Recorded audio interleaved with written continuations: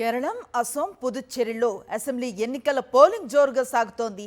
3 చోట్ల ఓటర్లు ఉత్సాహంగా ఓటు హక్కును వినియోగించుకుంటున్నారు. దీంతో తొలి 4 గంటల్లోనే మంచి పోలింగ్ శాతం రికార్డైంది. 11 గంటల వరకు కేరళంలో 33.28% ఓటింగ్ నమోదైంది.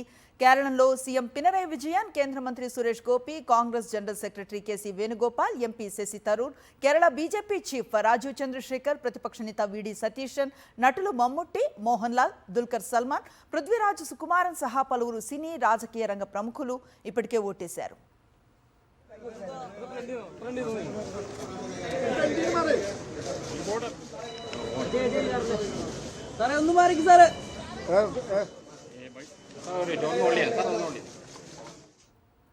అటు అసోంలో 11 గంటల వరకు 38.92%, పుదుచ్చేరిలో 37.06% పోలింగ్ రికార్డు అయినట్లుగా అధికారులు వెల్లడించారు.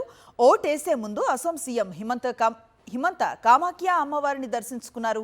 పుదుచ్చేరి ముఖ్యమంత్రి రంగస్వామి బుల్లెట్ బండిపై హల్చల్ చేశారు.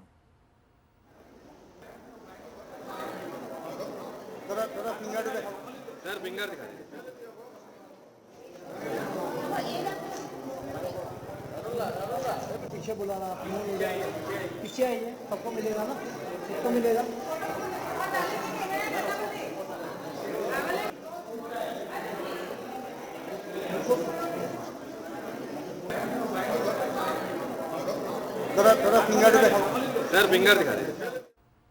కేరళలో ఎన్డీఏ 0 సీట్లకే పరిమితం అవుతుందన్నారు కాంగ్రెస్ ఎంపీ శశి థరూర్. ఇది అసెంబ్లీ ఎన్నికని ఎల్డీఎఫ్, యూడీఎఫ్ మధ్య ప్రధాన పోటీ అని స్పష్టం చేశారు. తిరువనంతపురంలో ఓటేశారు శశి థరూర్. కాంగ్రెస్ కూటమి విజయంపై విశ్వాసాన్ని వ్యక్తం చేశారు ఆయన.